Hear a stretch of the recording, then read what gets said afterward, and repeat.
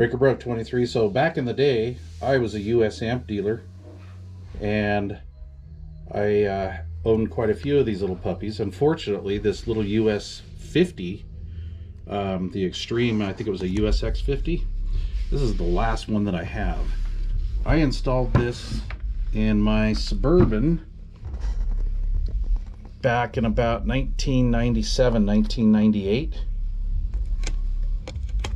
And I've had lots of speakers on this. I use this as a subwoofer amp, and this is a great amplifier. It's a nasty little 50-watt cheater amp, handmade, Gainesville, Florida. Excellent amplifier. I've owned quite a few of these, like I said, and this is just a runner. This is a good performing amplifier, just a beautiful work of art.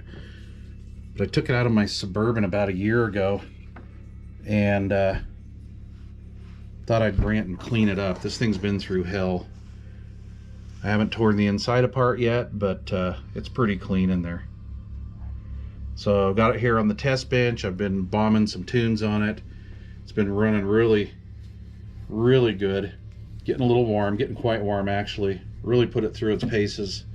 But yeah, little US amp 50.